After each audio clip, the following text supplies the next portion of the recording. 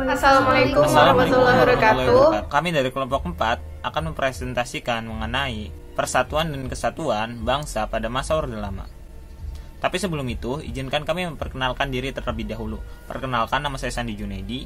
Perkenalkan, nama saya Muflihatun Wafa dari kelas 12 IPA 1. Saya dari kelompok 4. Sebelumnya, perkenalkan saya Ahmad Sabah dari kelompok 4. Perkenalkan, nama saya Sasa Nur Sahira dari kelompok 4. Sebelumnya, perkenalkan nama saya Wimuningsih.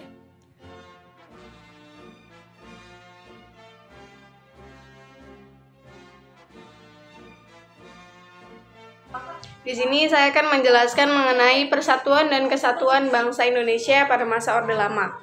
Masa Orde Lama dimulai dari 5 Juli 1959 sampai dengan 19 Maret 1966. Ini didasari oleh dekret Presiden pada tanggal 5 Juli 1959. Berlakunya kembali Undang-Undang Dasar 1945 membuat Presiden kembali berkedudukan sebagai kepala negara dan kepala pemerintahan. Hal ini membuat jabatan Perdana Menteri sudah tidak berlaku lagi. Pada mulanya, demokrasi terpimpin ini dipimpin oleh hikmat kebijaksanaan dalam permusyawaratan atau perwakilan. Namun, semakin lama justru bergeser menjadi dipimpin oleh presiden atau pemimpin besar revolusi. Pada masa Orde Lama ini, Irian Barat bersatu dengan negara Indonesia melalui Perjanjian Trikora. Sebelumnya, dalam Perjanjian KMB, Belanda tidak mau menyertakan wilayah Irian kepada negara Indonesia. Pada masa ini, para pemimpin MPR, DPR, BPK, dan MA diberi kedudukan sebagai menteri, sehingga ditempatkan sebagai bawahan presiden. Presiden kemudian membubarkan DPR pada tahun 1960 dan muncul UUD No. 19 tahun 1964 sehingga presiden berhak untuk mencampuri proses peradilan.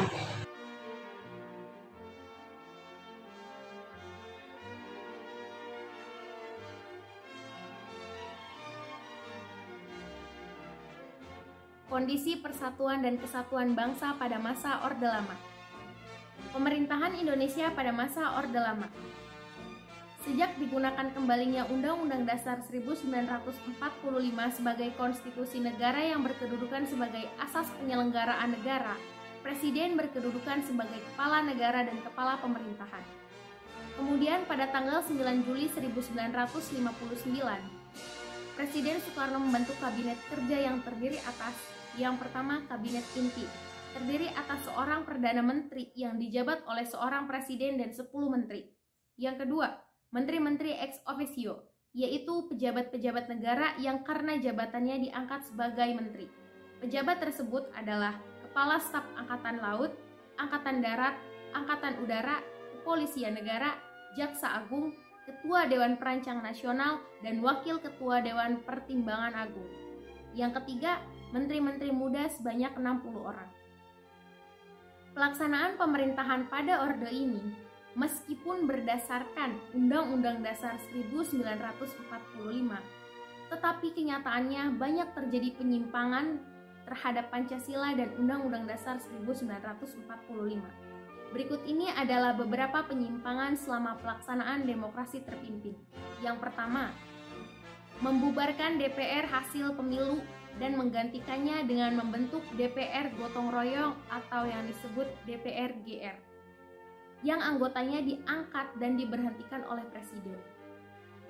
Yang kedua, membentuk MPR sementara yang anggotanya diangkat dan diberhentikan oleh presiden.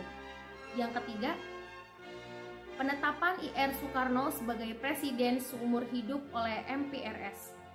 Yang keempat, membentuk Front Nasional melalui penetapan Presiden nomor 13 tahun 1959 yang anggotanya berasal dari berbagai organisasi kemasyarakatan dan berbagai organisasi sosial politik yang ada di Indonesia.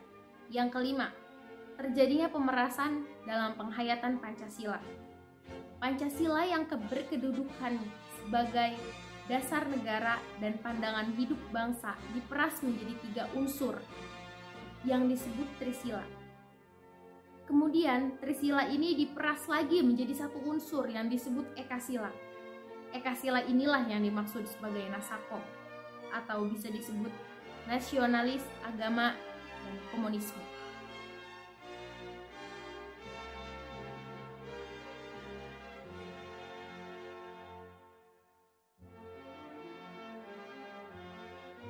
Kelebihan masa pemerintahan Orde Lama. Yang pertama, Presiden Soekarno banyak menyumbangkan gagasan-gagasan dalam politik luar negeri.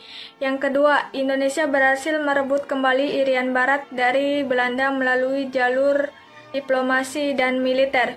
Yang ketiga, kepemimpinan Indonesia di mata dunia internasional mempunyai sumbangsi besar, yaitu sebagai pelopor gerakan non-blok dan pemimpin Asia Afrika. Konferensi Asia Afrika diadakan pada tahun 1955 di Bandung. Konferensi Asia Afrika tersebut membuahkan gerakan non-blok pada tahun 1961. Yang keempat, mampu membangun integritas nasional yang kuat.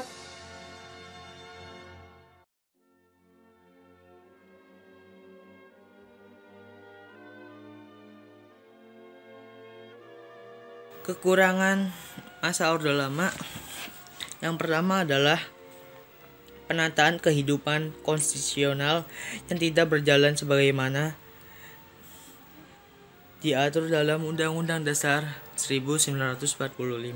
Yang kedua, situasi politik yang tidak stabil terlihat dari banyaknya pergantian kabinet, yaitu 7 kali pergantian kabinet. Yang ketiga, sistem demokrasi terpimpin.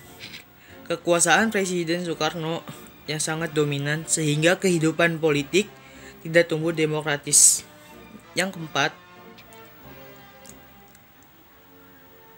pertentangan ideologi antara nasionalis, agama, dan komunis atau bisa disebut juga nasakom. Yang kelima, terjadinya inflasi yang mengakibatkan harga kebutuhan pokok menjadi tinggi.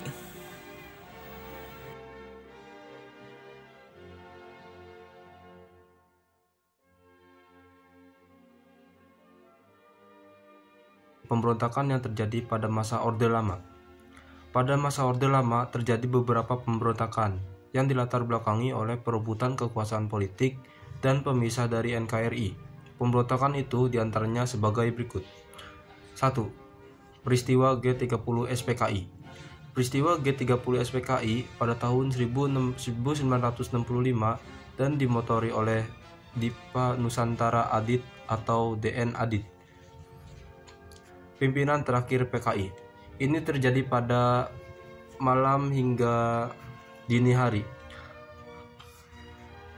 Tepat pada akhir tanggal 30 September dan masuk 1 Oktober 1965, gerakan pemberontakan yang dilakukan oleh PKI mengincar perwira tinggi TNI AD Indonesia. 3 dari 6 orang yang menjadi target langsung dibunuh kediamannya, sedangkan lainnya diculik dan dibawa menuju lubang buaya. Keenam perwira tinggi yang menjadi korban G30 SPKI antara lain Letnan Jenderal Anumerta Ahmad Yani, Mayor Jenderal Raden Soepapto, Mayor Jenderal Mas Tirto Damo Haryono, Mayor Jenderal Siswondo Paman, Brigadir Jenderal Donald Ishak Padjaitan, dan Brigadir Jenderal Sutoyo Siswo Miharjo.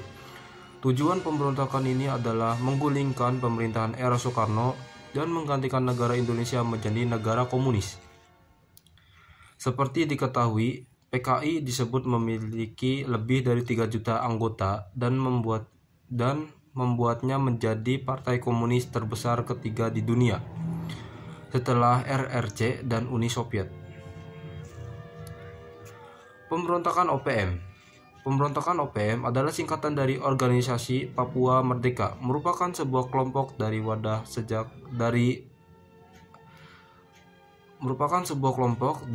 sejak tahun 1965, tepatnya pada bulan Desember. Di bawah pimpinan Aser Demotekai, kemudian Manokwari itu bergolak dengan gerakan serupa di bawah pimpinan Terianus Arogear. Menurut tokoh Papua Nicholas Jow,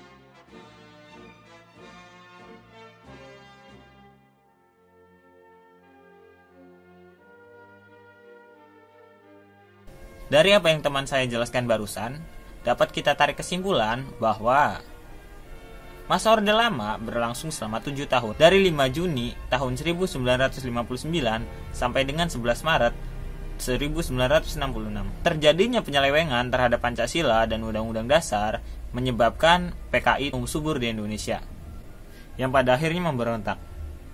Sekian presentasi dari kelompok kami. Kurang lebihnya mohon dimaafkan. Kami akhiri. Wabillahi taufiq wal hidayah. Wassalamualaikum warahmatullahi wabarakatuh.